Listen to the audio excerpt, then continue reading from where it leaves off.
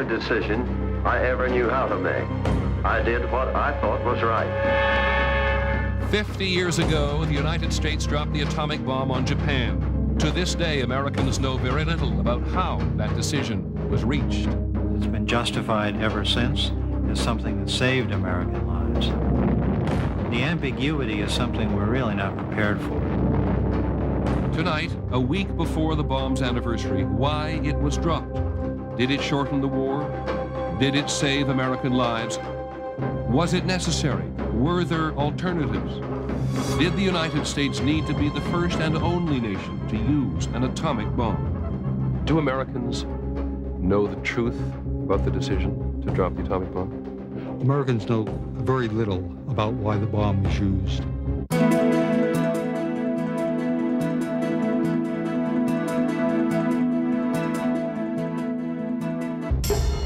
2 years ago, America's premier history museum, the Smithsonian, set out to commemorate the 50th anniversary of the flight of the Enola Gay, the plane that dropped the bomb on Hiroshima. We want to present as best we can multiple views of that history, not a singular view of one or another or a third party. From the beginning, the proposal for the exhibit was under attack. Too many pictures of victims, the critics said. Too much American guilt. I can't believe that they would create such an abomination. By the spring of 1994, some veterans groups had declared virtual war on the museum, saying the exhibit portrayed Americans as vengeful aggressors, the Japanese as innocent victims. It's certainly un-American. That might be close to treason. The Smithsonian tried to incorporate the veterans' views, but the American Legion vowed to resist anything that questioned the moral and political wisdom involved in dropping the atomic bomb. The curators wrote a political statement, an anti-nuclear, anti-atomic political statement. Finally, the exhibit collapsed over a hypothetical question. How many American lives did the bomb really save? There are literally millions of Americans who would not be here today if those weapons had not been used. Many veterans insisted that by dropping the bomb, the U.S. avoided a ground invasion of the Japanese mainland. 1 million American lives, they argued, had been saved. But when the Smithsonian responded that such a claim had no historical basis, the vets went to Capitol Hill. 81 congressmen took up their cause. So after a bruising 2-year battle, the Smithsonian bent to the pressure and decided to present just the Enola Gay without commentary. There would be nothing on the decision to drop the bomb, and there would be no pictures of the victims. Good evening. I'm Peter Jennings. Tonight, we're going to revisit the decision to drop the atomic bomb on Japan. We're going to go behind the scenes of the Truman administration 50 years ago, as America struggled to finally end the bloody war in the Pacific. The site of the Enola Gay, newly refurbished and on exhibition here at the Smithsonian, is a shiny reminder that in the closing days of World War II, the United States, in its determination to end the war, became the first and only nation ever to use the atomic bomb. It was a subject of controversy then, as it is now.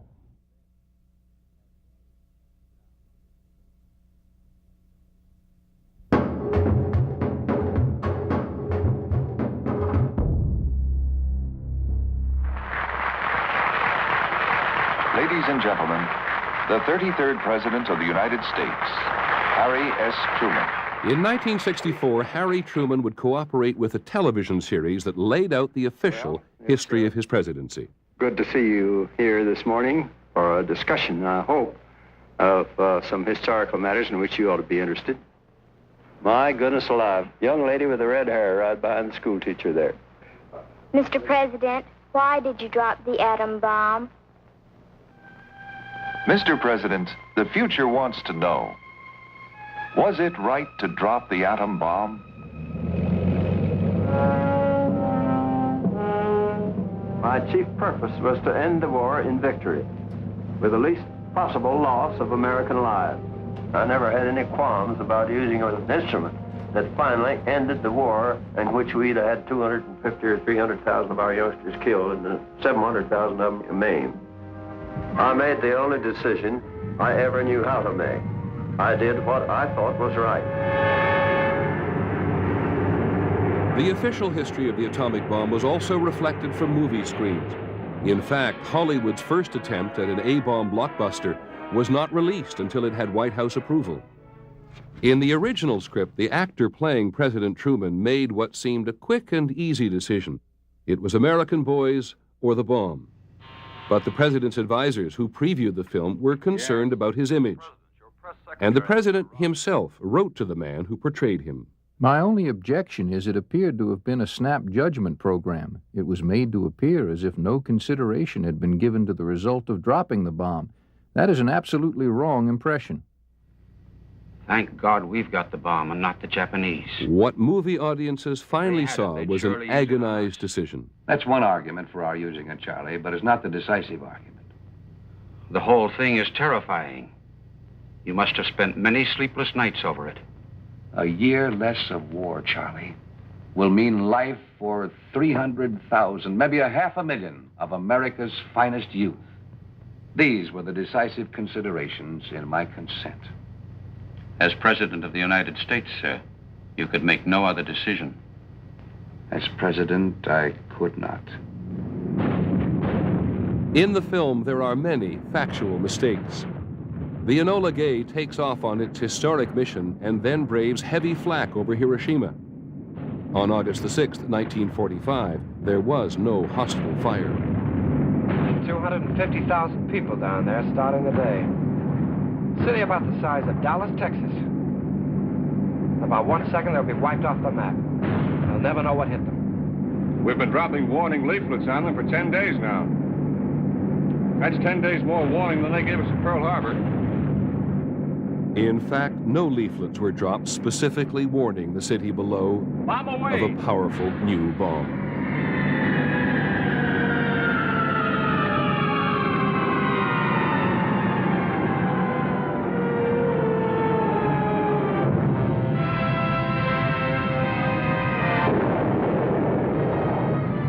The film won the Academy Award for its special effects, and Hollywood had done its part to tell the official story, that the use of the bomb on enemy cities had been necessary and just.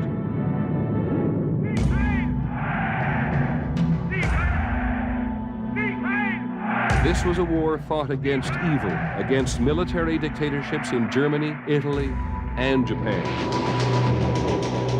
This was a war the United States did not seek, but after Pearl Harbor, fought with a unity of purpose it has not experienced since. No matter how long it may take us to overcome this premeditated invasion, the American people in their righteous might will win through to absolute victory. It was Franklin Roosevelt who authorized a project hidden deep in the New Mexico desert to build the atomic bomb. It was the president's most closely guarded secret.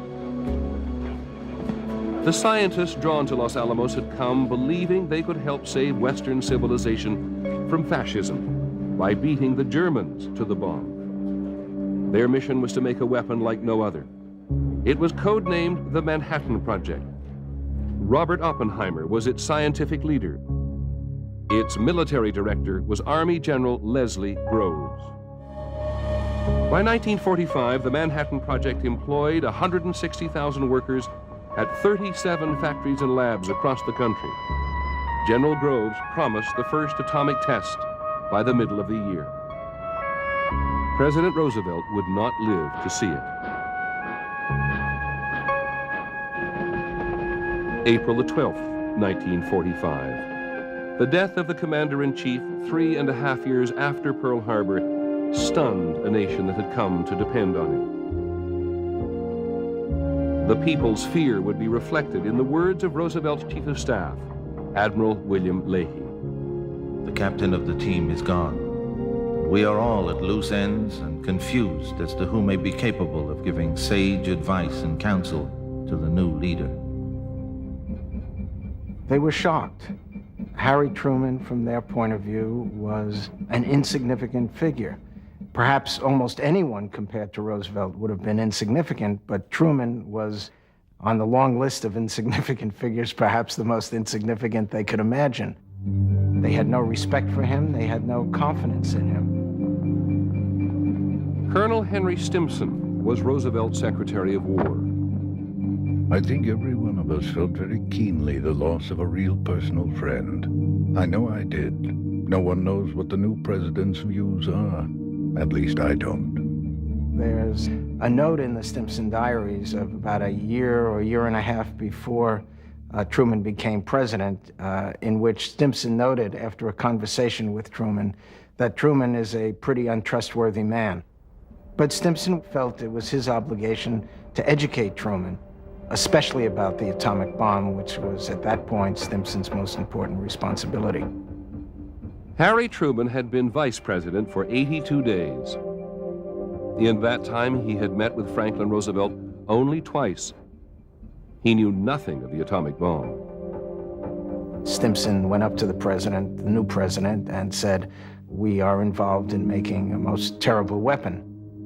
Within 4 months, we shall in all probability have completed the most terrible weapon ever known in human history.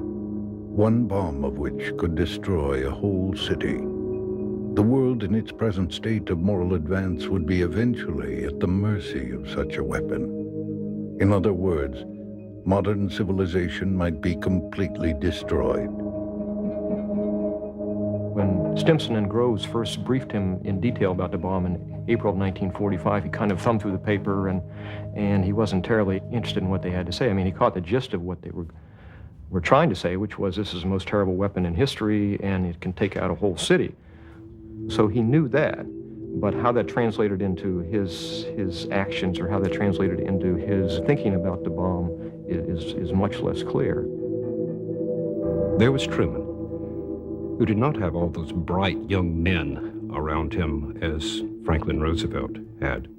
By his own account, had received absolutely no preparation for assuming the presidency, nor had been privy to the development of the atomic bomb, and immediately looked to who is the most experienced man politically and in terms of diplomacy that I can trust, someone like me. That man who would have so much influence on Harry Truman was James Burns of South Carolina. Burns had believed that he would be Roosevelt's vice president until Roosevelt picked Truman at the convention. So Burns would join President Truman's circle as the man who thought he should have the job. He was one of the few men who'd known anything about the bomb and had warned Roosevelt that the huge amounts of money being spent meant political scandal if it were not a success. He knew more than Truman, and Truman knew that Jimmy Burns could make certain that the atomic project would show results, both militarily and politically. So Burns took a slight knowledge, which he had, as his leverage to present himself as Mr. Atomic Bomb to Harry. So there was Truman, with a shrewd, calculating Southern politician on one side, and on the other, the more cautious, conservative Colonel Stimson. Burns had already told me that the weapon might be so powerful as to be potentially capable of wiping out entire cities and killing people on an unprecedented scale. Might well put us in a position to dictate our terms at the end of the war.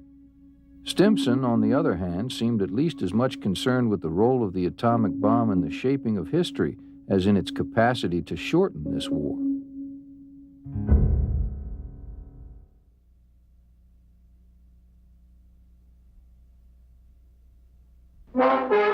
In the 1964 television version of his presidency, President Truman described the pressure to use the bomb. General Groves was the military man in charge of the whole bomb-building project. He wrote, and I quote, "Truman was like a little boy on a toboggan. He never had an opportunity to say, 'We will drop that bomb.' Any political leader would have been crucified later if American lives were lost in the invading Japan. Well, I wasn't worried about being crucified." When Harry Truman became president, Germany was close to surrender, but the war in the Pacific was still to be won. Against an enemy Americans had come to hate even more than the Germans.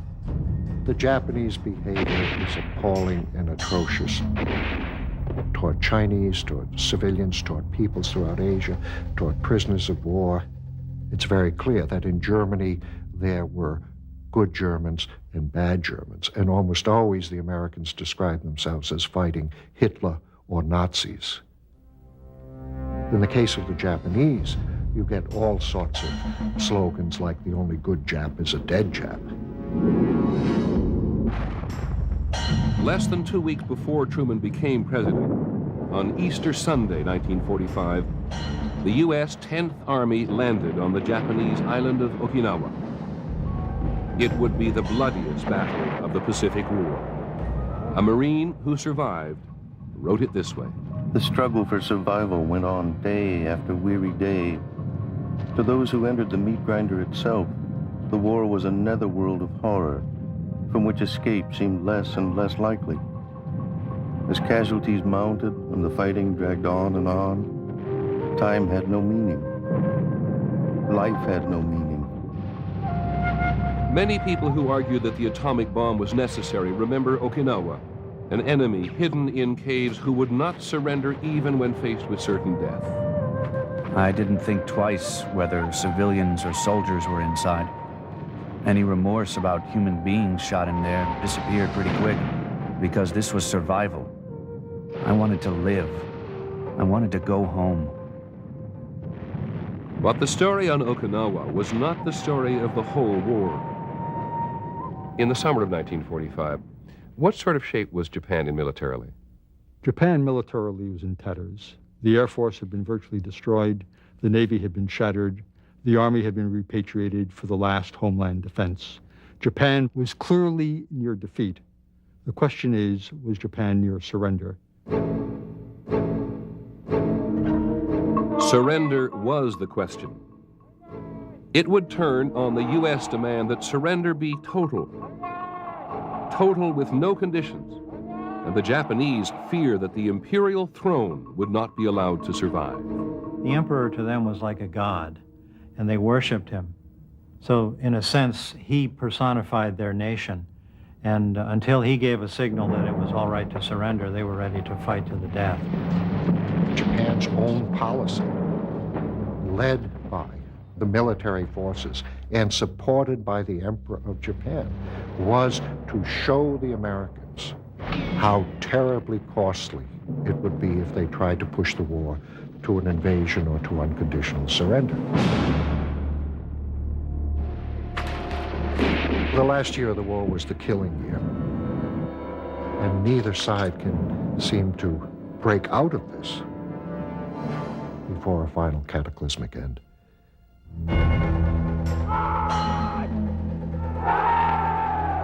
In this killing year, Japan's suicide pilots were promised glory in death, sent off in aircraft laden with bombs and only enough fuel for a one-way trip. A 19-year-old pilot would write this on the eve of a mission. To bring the nation to victory was our thought. And what was that nation? The land of my parents, younger brothers, and sister. Can we bear seeing our country invaded by outside enemies? That was on my mind. We were innocents. The Japanese kamikaze missions would strike a chord of terror in the American psyche and convince American troops that the enemy would fight to the bitter end.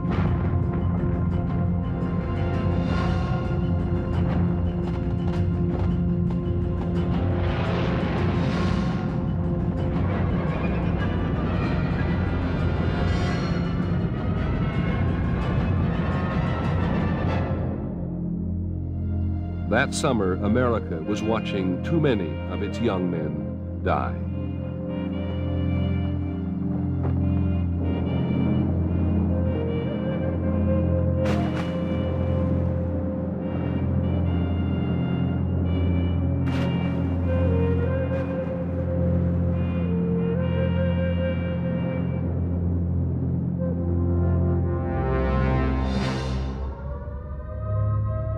In this killing year, the United States would play its part as well. Through the night of March 9, 1945, while Roosevelt was still president, 334 American B-29s firebombed Tokyo.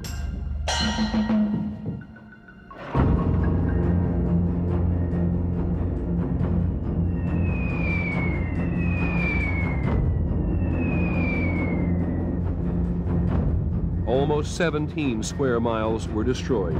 80,000 Japanese were killed.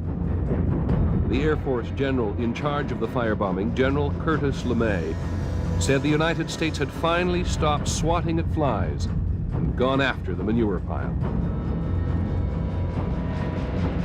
They've gotten gradually used to a war where the normal limits on killing non-combatants has been overridden by many sides in the war. The Japanese use of gas warfare in China. Think of the number of civilians who die in Russia because of the German invasion. Think of the people in the concentration camps who are dying, all non-combatants. The war for total victory had become total war. So that moral threshold of killing civilians deliberately in mass terror bombing has already been crossed in the Roosevelt administration. That's not something that Harry Truman is going to roll back or to rescind. Neither would President Truman interfere with the atomic bomb program Roosevelt had set in motion. Scientists on the Manhattan Project raced to develop not just one bomb, but two. The simpler would use a rare form of uranium. The more complicated would use plutonium. Either, they knew, would be a terrible force. The man in charge, General Leslie Groves, thought it his duty to make sure the terrible force was used. He had a blank check to do what it took to get the bomb ready. Then, the assumption was it would be dropped.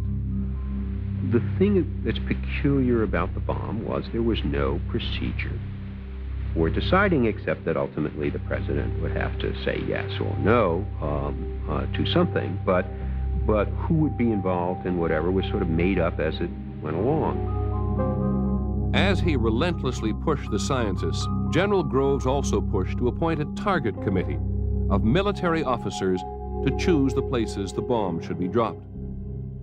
It was not their job to decide whether the bomb should be used, only where and how. And Groves' concern is to preserve some targets untouched in Japan, some cities untouched, so that he could demonstrate precisely the impact of the bomb on a city. Their problem wasn't picking targets, it was the fear they would run out of them. It's really perverse, but they had to put 4 cities off limits from conventional bombing in order to be able to drop an A-bomb on them and see what would happen.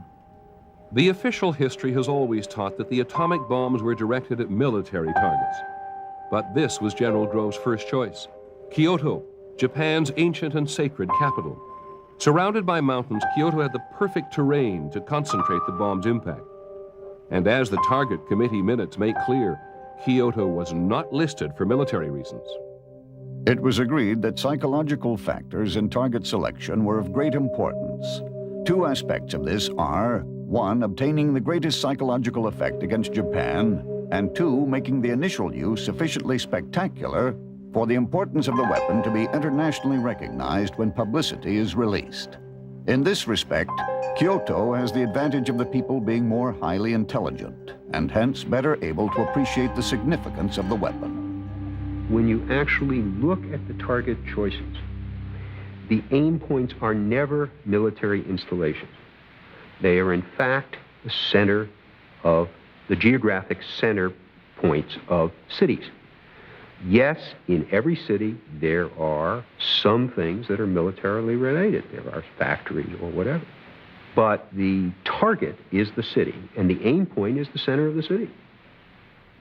At these highest levels of decision-making, did anybody ever object to the targeting of civilians? Basically, only one person objected directly before Hiroshima, and that was ironically General George C. Marshall, the Army Chief of Staff, who on May 29, 1945, with Stimson, argued that if America dropped the bomb on a city, the opprobrium, or the blame cast upon the United States, might last and destroy the American image. Marshall never raised the issue again, so far as we know, during World War II, and after World War II, never admitted that he'd raised the question. It was the target committee that also put Hiroshima on the list. Hiroshima is the largest untouched target not on the 21st Bomber Command priority list. Consideration should be given to this city. Hiroshima, a coastal city on the southern tip of Japan's main island. There was an army headquarters here, home to 43,000 soldiers. The city itself had a population of almost 300,000. The army base was not the center of the target. Ground Zero was the center of the city.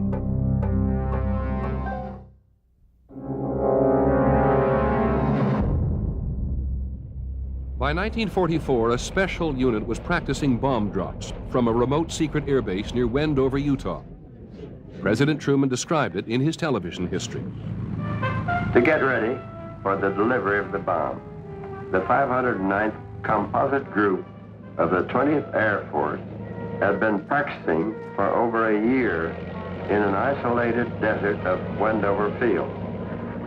But they didn't know what they were training for. They were making visual, not instrumental drops, and they were practicing to drop only one bomb, which to them was funnier still. The secret development of a terrible weapon during a war fought for total victory had created a powerful impulse to use it. Only the scientists seemed to understand it would change the world forever. On the eve of its success, some of them felt increasingly trapped between their ominous invention and the political leaders who would determine its use. They wanted to, if you will, play fair with the Japanese and warn them, not kill civilians, if the weapon itself would scare them into surrender.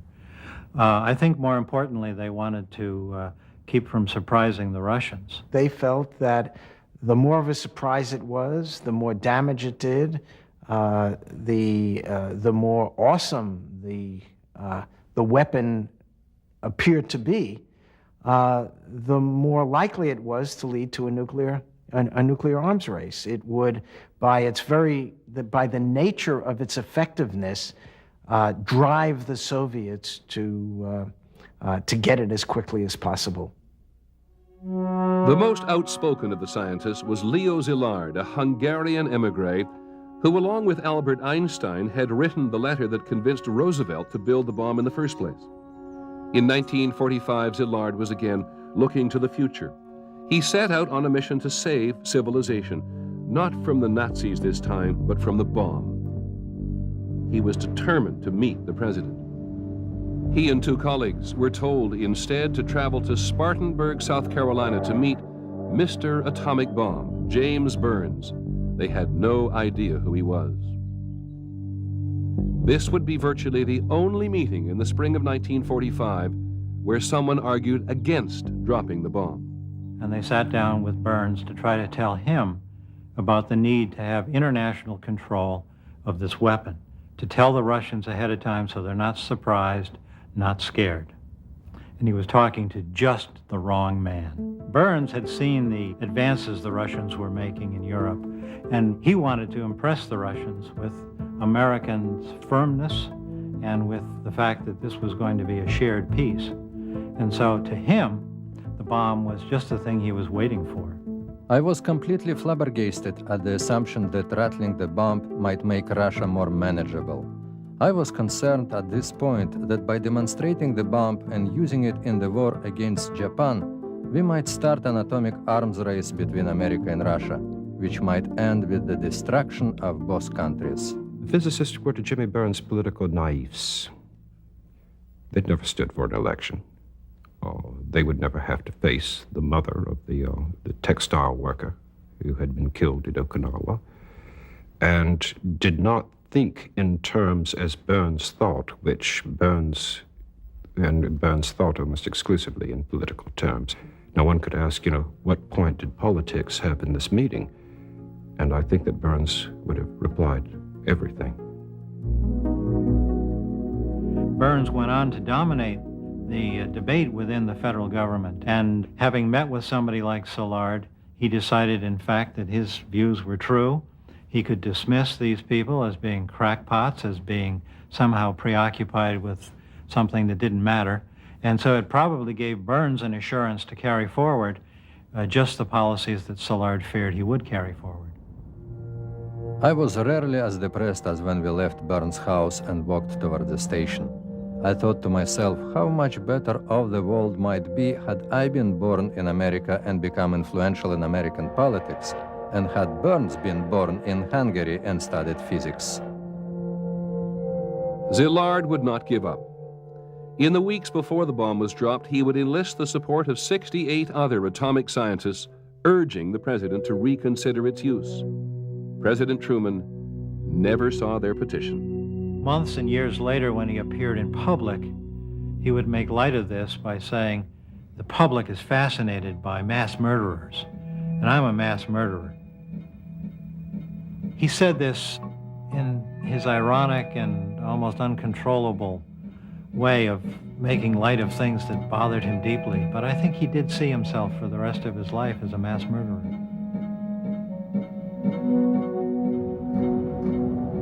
Two days after Szilard left Spartanburg, James Burns returned to Washington, where he had been made a member of a secret committee appointed by War Secretary Stimson. The committee included the inner circle of government and establishment leaders who had recommended the bomb to Roosevelt. Truman, even before Burns surfaced as his Secretary of State, secretly made Burns his personal representative to this top secret committee, advisory committee called the Interim Committee. It's a powerful indication of Truman's delegation of these kinds of crucial responsibilities to Burns.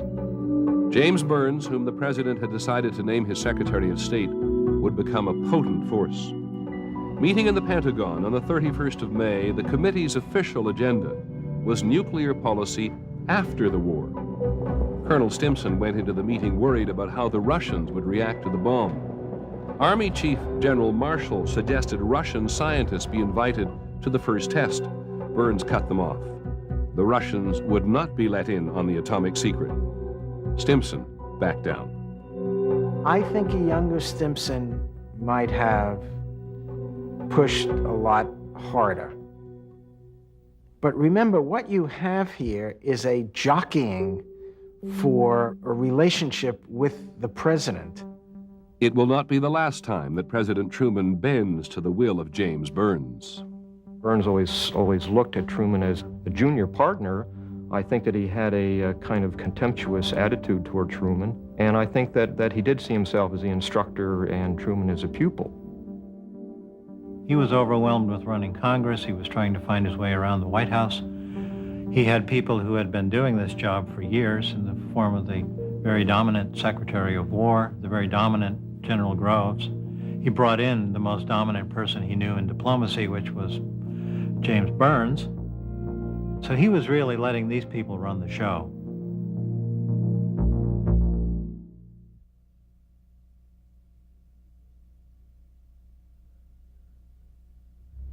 The President of the United States is the Commander-in-Chief of the Armed Forces. The Chiefs of Staff had to make the plan for the invasion of Japan without considering the atomic bomb. It was estimated that to land on Kyushu and conquer it would cost 250,000 of our youngsters to be killed and 500,000 of them to be maimed for life. The projected casualty numbers that President Truman would use later in life would range from 250,000 to 1 million. That notion of putting 1 million lives at risk long ago became a central part of the argument for using the bomb, though the figure of 1 million has never been found in any of the briefings President Truman received from his military commanders. The real debate in the summer of 1945 was not whether an invasion would be a tragedy. It would have been. But there was no plan to invade for another several months. The real question was how to end the war without that bloody fight to the finish. There was a military option. There was a diplomatic one, and there was the bomb. The military option was to wait for the Russians to get into the war. In a secret agreement, the Soviet leader Joseph Stalin had promised Roosevelt that 3 months after the end of the European campaign, his Red Army would move against the Japanese occupying China. As early as April, U.S. military intelligence concluded that a Russian invasion could be decisive. By the autumn of 1945, we believe that the vast majority of Japanese will realize the inevitability of absolute defeat, regardless of whether the USSR has actually entered the war against Japan. If at any time the USSR should enter the war, all Japanese will realize that absolute defeat is inevitable. The Americans had also broken Japanese military and diplomatic codes. Reading the secret diplomatic intercepts known as magic, the United States knew that Japan itself understood what Russia's entry into the war would mean to them. In the spring of 1945, the Japanese foreign minister cabled his ambassador in Moscow. It is a matter of utmost urgency that we should not only prevent Russia from entering the war, but should also induce her to adopt a favorable attitude toward Japan. The Japanese ambassador in Moscow cabled back to Tokyo that there was not much reason to be encouraged. It is hard to say whether the present eastward movement of troops is being carried out for the purpose of bringing pressure against Japan. We must be on our guard as soon as we notice any marked movement of troops towards eastern Siberia. The increasingly urgent messages ask the Russians to help negotiate a surrender. Stalin ignores them. Unfortunately, it now appears that we shall soon have to abandon our struggle on Okinawa. If Russia, by some remote chance, should suddenly decide to take advantage of our weakness and intervene against us with the force of arms, we should be in a completely hopeless situation.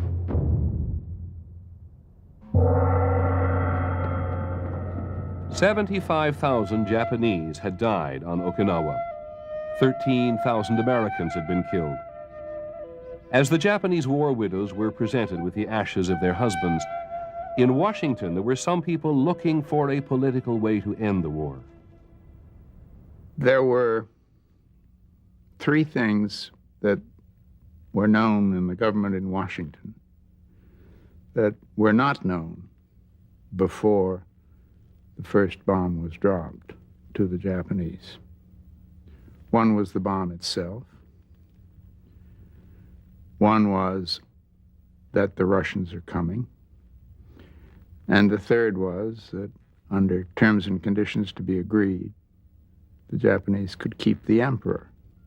That was the political option. Let the Japanese keep their emperor. And President Truman knew that everyone in the bitterly divided Japanese government would insist on it. Policymakers who were advising Truman, those who were closest to Truman and for whom he had a great deal of respect, were saying, look, Mr. President, one way we can end the war as rapidly as possible is to modify our demand for unconditional surrender. Our intelligence people, to a man, said, look, if you harm the God, they will fight forever. You must tell them that you're not going to do that. Say that he can be like the King of England. We won't harm him, won't have any power, but in some way make it very clear that that will not be the case, that he will not be harmed. Lost in today's debate is the fact that military men were among the key voices urging a change in surrender terms. Admiral William Leahy, the senior military man in the White House who called the bomb that fool thing, argued there were military reasons for a negotiated peace. Admiral Leahy said that he could not agree with those who said to him that unless we obtain the unconditional surrender of the Japanese, that we will have lost the war. What he did fear was that our insistence on unconditional surrender would result only in making the Japanese desperate and thereby increasing our casualty lists. There were alternatives, and Truman and Stimson and Burns and the others were fully conscious of those alternatives. One was to wait for the Soviets to come into the war. One was to modify unconditional surrender. Another alternative was to use the atomic bomb. The bomb had its strong advocates, many of the members of the secret interim committee. The official history points to these men as the ones who carefully considered whether the bomb was necessary. But the evidence shows that the central question of using the bomb was raised only by accident. When this committee breaks for lunch, there's a discussion at one of the tables about alternatives to using the bomb directly on a city. Now, this discussion takes place because the decision is simply accepted that that's what's going to happen, and there are a few of the committee members, including some of the scientists, saying, gee, do we really have to do it that way? Is it possible to do it some other way? Robert Oppenheimer, the scientific leader of the Manhattan Project, remembered that sometime during the lunch, Colonel Stimson emphasized the appalling lack of conscience and compassion that the war had brought about. He was not exultant about the bombings of Hamburg or Dresden or Tokyo. Colonel Stimson felt that, as far as degradation went, we had had it. That it would take a new life and a new breath to heal the harm. But the idea of demonstrating the bomb was vetoed. The idea of warning the Japanese was dismissed. At the time, did Colonel Stimson have any doubts about Not about using it, no. Using it against the city, if you'd pushed him, he would have said, well, we fought that battle, we lost it. The next day, James Burns moved to settle the question that had been raised by accident and pushed for a formal vote. The present view of the committee was that the bomb should be used against Japan as soon as possible, that it should be used on a war plant surrounded by workers' homes, and that it should be used without prior warning. It's one of the myths that's persisted since the war, isn't it, that the atomic bomb was dropped on a military target. In fact, it was not a myth. It's a military target. It's a military target like New York. If there was a day when the bomb decision was sealed and delivered, it would be the 1st of June, when James Burns went to the White House to tell the president what the committee had approved. But Burns was covering his bases here. As the president's personal representative on the committee, Burns was doing the job that he had been chosen to do, which is covering the president. Nothing from a political point of view is so advantageous as a committee of shared responsibility. Mr. President, here it is in writing. From the most experienced public men within this nation, from the best scientific minds, you are making the right decision. Do it. Do it quickly, and do it with no warning. How the bomb would be used had now been confirmed. 5 days later, the aging Secretary of War met with the president. Colonel Stimson's diary of their conversation reflects his own agony and confusion about attacking cities. I told him I was busy considering our conduct of the war against Japan and how I was trying to hold the Air Force to precision bombing. First, because I did not want to have the U.S. get the reputation of outdoing Hitler in atrocities. And second, I was a little fearful that before we could get ready, the Air Force might have Japan so thoroughly bombed out that the weapon would not have a fair background to show its strength. He laughed and said he understood. In early July, Colonel Stimson made one last effort to convince the president that the war might end if the Japanese were offered a chance to surrender. He writes in his memoirs, "It's possible in the light of the final surrender that a clearer and earlier exposition of American willingness to retain the emperor would have produced an earlier ending." He did what he could war. on that issue. He pushed as hard as he knew how. Yeah. He had no regrets on that. Only on this question did he later believe that history might find that the United States, by its delay in stating its position on the emperor, had prolonged the war. That's right. He did think that that was possible, that you'd reach that conclusion. And it may be. I think that is an open question.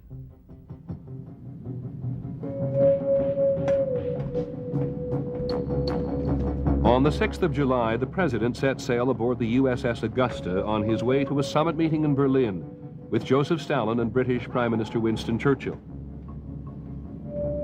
American troops had just fought to a very bloody victory on Okinawa.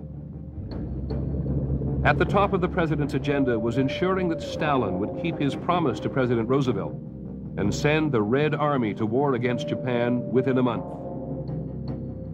In his pocket, the president carried the draft ultimatum given to him by Stimson, making it clear that the emperor could keep his throne if Japan surrendered. But at his side was his newly sworn-in Secretary of State, and James Burns argued that the president would be crucified politically if he made a deal with the Japanese.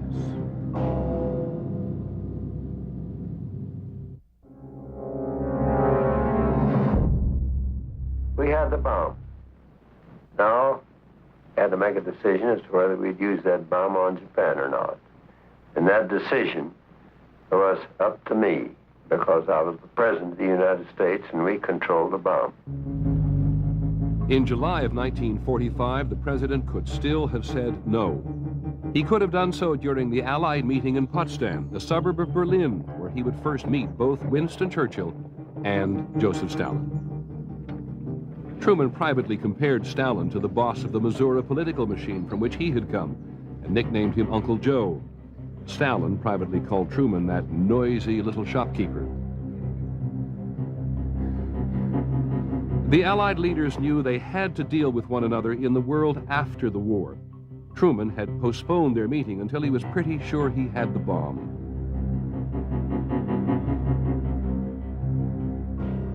In the New Mexico desert, the gadget, as the device to be tested was called, had been moved to ground zero.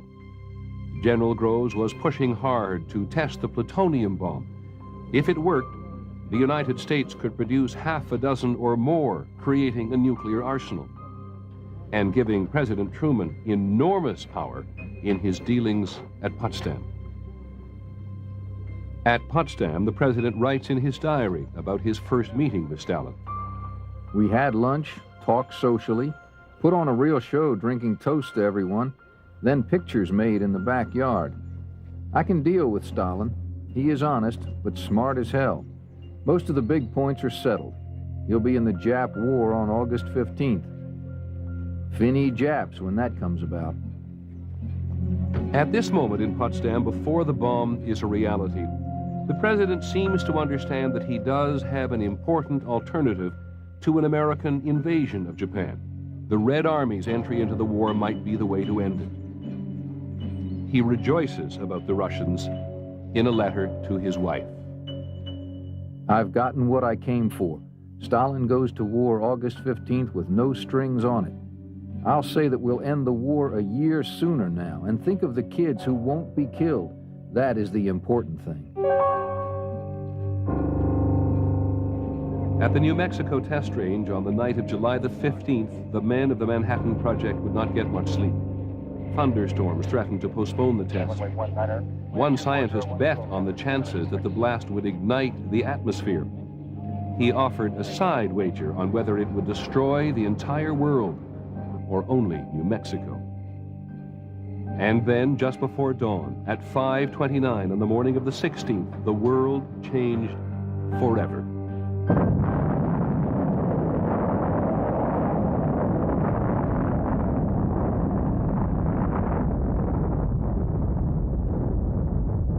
New Mexico sent a coded cable to Potsdam. Operated on this morning. Results already exceed expectations. Dr. Groves, please.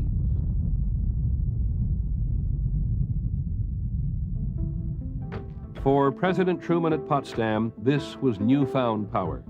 James Burns called it the gun behind the door. There was now no longer a need for politically damaging concessions to the Japanese. And overnight, no more need for Stalin and his Red Army. Stalin doesn't know it, but I have an ace in the hole and another one showing. So unless he has 3 or 2 pair, and I know he does not, we are sitting all right. James Burns went to work immediately on the draft ultimatum to the Japanese. He took out warnings about the Russians and the bomb, and he erased the crucial language suggesting the possibility that Japan might keep its emperor. One gets a sense from these actions, interventions by Burns, and the acquiescence in it by Truman, that they are of a mind, agree, that, as Burns put it at one point, as recorded in his aide's diary, that the point is to get the war over as soon as possible so that the Russians, the Soviet Union, don't get in so much on the kill of Japan. President Truman's diary raises the question of just how much he understood at the time. This weapon is to be used against Japan between now and August 10th. I have told the Secretary of War, Mr. Stimson, to use it so that military objectives and soldiers and sailors are the target, and not women and children. In fact, the target committee had made the decision to drop the bomb in the center of a city. Again, the president. Even if the Japs are savages, ruthless, merciless, and fanatic, we will issue a warning statement asking the Japs to surrender and save lives. I'm sure they will not do that, but we will have given them the chance. In fact, there would be no explicit warning about the bomb to the Japanese, and the Potsdam Ultimatum would be issued the day after the military order to drop the bomb. This is one time in which I think Truman really needed an option paper and needed to call in his advisors who were knowledgeable about what the situation was in a war, what the situation was in Japan, and what the options were, including the atomic bomb, and kind of say, okay, guys, you know, what should we do here? Here are the options. We can do this or we cannot do this, but let's talk about this and weigh the options and to look beyond and see what's going to happen or what we think might happen as a result of using different options. Why did no one apparently sit down and say, why rush with this? Do we want to reconsider this? Do we want to think about this again? I think I'd ask the question the other way around. That would have been the exceptional thing to do. I think the truth of the matter is that the notion that you have a very powerful new weapon which can shorten the war is controlling and compelling. Looking behind that, they would say, Colonel Stimson, if he were here now, would be grabbing my elbow and reminding me that he had a committee, that they had looked at the bomb, that the committee had recommended that it be used against workers' dwellings, against the city. The matter had been thought through, and the notion that you hit fast if you're going to hit was already settled. And Harry Truman, an artillery captain too, felt the same way. I casually mentioned to Stalin that we had a new weapon of unusual destructive force. The Russian premier showed no special interest. Actually, Joseph Stalin knew about the American bomb long before Harry Truman. He had spies at Los Alamos in New Mexico. But he did not know the bomb would be dropped on Japan, and he would be stunned when he heard the news. President Truman was now in a hurry to leave Potsdam, according to James Burns' press aide, so he wouldn't have to tell Stalin why he hadn't kept his ally informed about the bomb. Once on board the USS Augusta, Burns' aide would add this. The president took Burns by the arm and said, "Come on, Jimmy, let's go below and have a drink. If these sons of bitches want to see me again, they will have to come to Washington." The bomb would be dropped on Hiroshima 4 days later. I think the moral ambiguities in the use of the bomb come down to the question of when we used it and when we needed it to save casualties. Why we used 2 bombs in August to prepare for an invasion in November, when they were the only 2 bombs we had. We assumed there'd be a 3rd one in 2 weeks and a 4th one 2 weeks after that, but we weren't really sure. And the fact that we used those 2 in such a hurry, I think, speaks to Burns's concerns about the Russians rather than Truman's concerns about the casualties. If proof were needed that the bomb had a momentum of its own, consider that even before the successful test of the plutonium bomb, the smaller uranium bomb, Little Boy, which scientists were certain would work without a test, had already left Los Alamos. Its voyage to Tinian Island, 1,500 miles from Japan, would take 10 days. The order to use the bomb was issued only as an afterthought. because the Air Force general in charge would not drop an atomic bomb without a written order. The 509th will deliver its first special bomb as soon as weather will permit visual bombing after about August 3rd, 1945 on one of the targets. Additional bombs will be delivered on the above targets as soon as made ready by the project staff. President Truman would later claim that he gave the order to drop the atomic bomb only after the Japanese rejected his Potsdam warning. The truth is that the order to drop the bomb was cabled from Potsdam the day before, and the president did not sign it. There's no reason to believe Truman ever saw that order. He would later say in his memoirs that he consulted with the Joint Chiefs of Staff and then had the order drawn up. There's no record at all that he ever met with the Joint Chiefs of Staff. So he may never even have seen the order? There's no indication that it was shown to Truman. It was not, his approval was not asked. The order is written by General Groves and signed by Colonel Stimson. In it, Groves gives himself full authority to use atomic bombs repeatedly as soon as they can be made ready. August the 4th. On Tinian Island, the crews chosen to fly the Enola Gay mission are briefed. No one mentions the words atomic bomb. Bob Caron, the tail gunner, would remember it this way. There were a lot of scientists with us. They had some movie film, but the projector broke down. But they had some slides. We knew it was going to be something big, and we saw pictures of the test explosion at Trinity Site in Alamogordo. It was just still pictures and slides, but it was breathtaking. The only way you could think of it was, what the hell is this?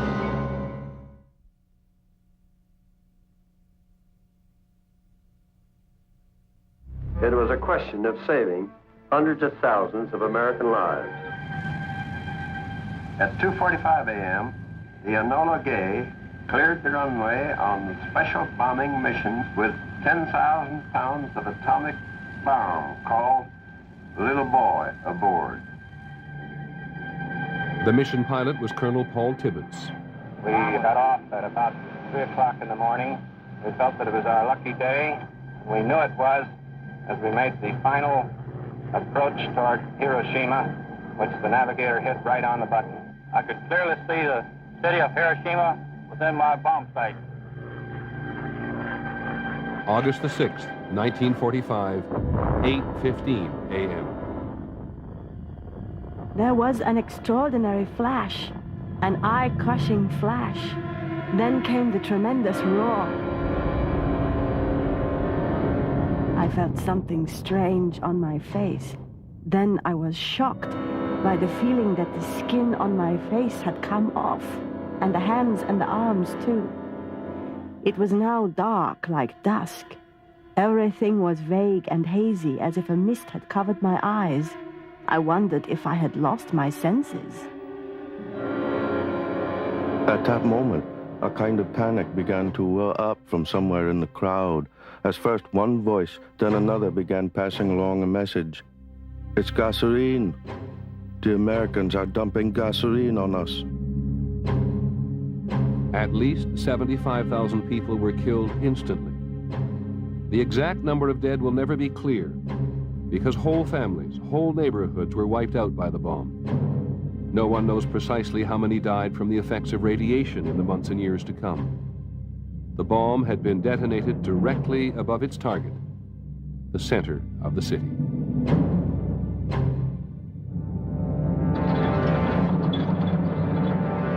Two days later, more than 1.5 million Red Army troops attacked the Japanese forces in China.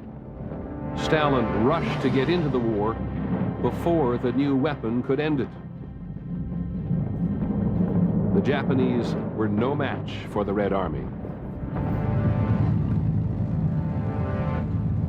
On Tinian, the plutonium bomb, Fat Man, was being made ready. The second atomic bombing had been scheduled for the 11th of August, but bad weather was forecast over Japan, and General Groves wanted to make sure that the plutonium bomb was field tested before the war was over.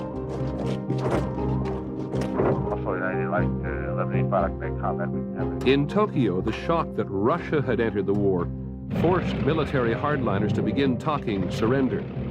They were still arguing on the morning of August the 9th. At 11:02 a.m., the second atomic bomb was dropped on Nagasaki.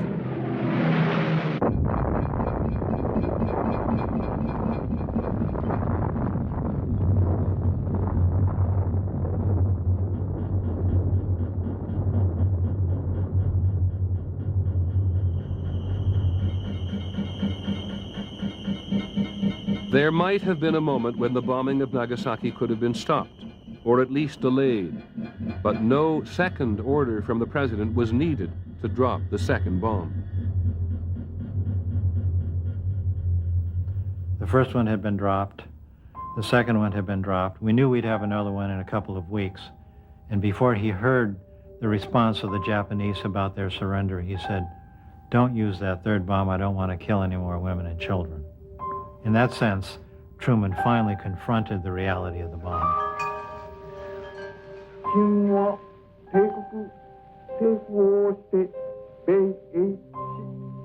On the 15th of August, the Emperor broadcast a message to the Japanese people. They had never before heard his voice. He tells them Japan will surrender. I deem this reply a full acceptance of the Potsdam Declaration, which specifies the unconditional surrender of Japan. In the reply, there is no qualification. In the end, President Truman did accept a conditional surrender. He just called it unconditional. Emperor Hirohito would remain ceremonial head of the Japanese nation until his death 44 years later. Finally, the war was over. Americans had fought and won a truly heroic victory. The story most of us know ends there. A few months after the war, in a public opinion poll, almost 80% of the people endorsed dropping the bomb on Japanese cities. America had a nuclear monopoly. And even as new bombs were tested, debate over their use was limited. It would take a year after the war ended for the debate to sharpen. And then only when the entire issue of the New Yorker magazine was devoted to a report by John Hersey entitled simply Hiroshima. The article stunned Americans who'd known little about the bomb. It was broadcast nationwide on ABC radio. He met hundreds and hundreds who were fleeing, and every one of them seemed to be hurt in some way.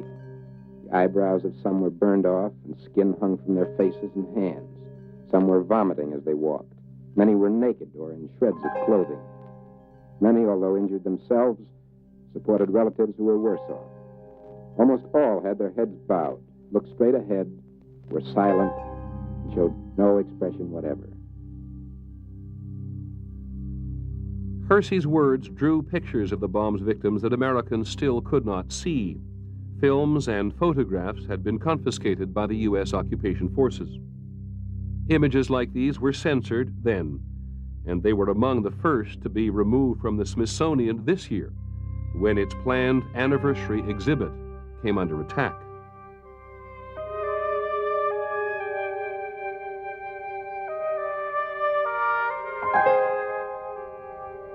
In 1946, facing a rising tide of questions and criticism, the atomic decision-makers would feel obliged to rewrite history. The president himself wrote to his ailing former Secretary of War. There has been a great deal of conversation about how the conclusion was reached to drop the bomb, and there has been some indication that the decision was arrived at hurriedly and without consideration. I think you know the facts of the situation better than anybody, and I would like for you to straighten out the record on it. And so Colonel Stimson was recruited to lend his name and reputation to an article putting forth the official view of why the bomb was dropped. The article claimed the atomic decision was, quote, carefully considered, and offered little hint that Colonel Stimson, at least, was haunted by the civilian deaths. That article appeared in the February 1947 issue of Harper's Magazine. It was arguably the most significant magazine article to appear during the history of the Cold War, because it took what had been a growing debate over the decision to use the bomb on Japan and really cut it short. The most enduring single fiction to grow out of the Harper's article was the notion most of us have long believed, that 1 million American lives were saved by the bomb. There is no documentary evidence as to where the number came from. McGeorge Bundy, at 26, was the ghostwriter for the article that appeared in Colonel Stimson's name. If you read it carefully, what it says is, if the war goes on to a point where we have to make the landings, I was informed that we could expect up to 1 million casualties, something like that, not deaths, casualties. So that's nothing but his picture of the worst that could happen if we can't get this war ended. It's not a claim that there would have been 1 million casualties. In 1952, in a letter which became part of the official Air Force history of the war, President Truman revised his estimates of American casualties upward until they too matched the 1 million first cited in the Harper's article. The casualty figures have always been a big part of the debate.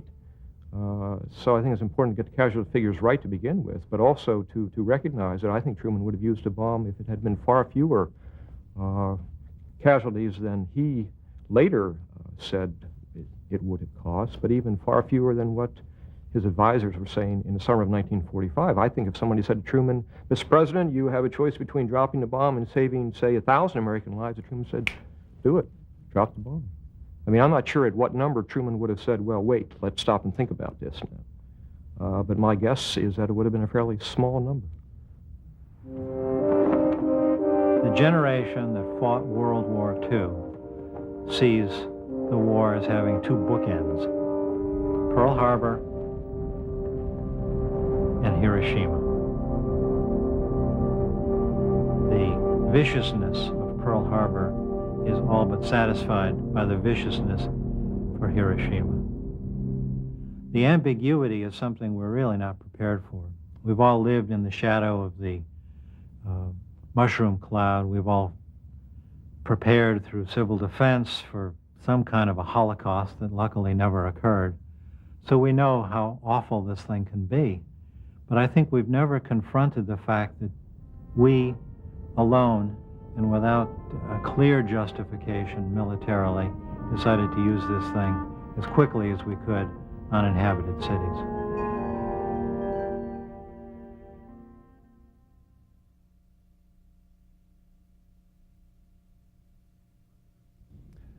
The controversy about using the bomb is not going to be put to rest in this anniversary year. For one thing, it is hard for people who didn't live through the war to understand how much it meant to the men who believed their lives were spared because it was dropped. At the same time, it is clear there are people who don't want to contemplate the moral questions that are also part of the bomb's legacy. It's unfortunate, we think, that some veterans organizations and some politicians felt the need to bully our most important national museum, so the whole story of Hiroshima is not represented here. That is not fair to history or to the rest of us. After all, freedom of discussion was one of the ideals that Americans fought and died for. I'm Peter Jennings. Good night.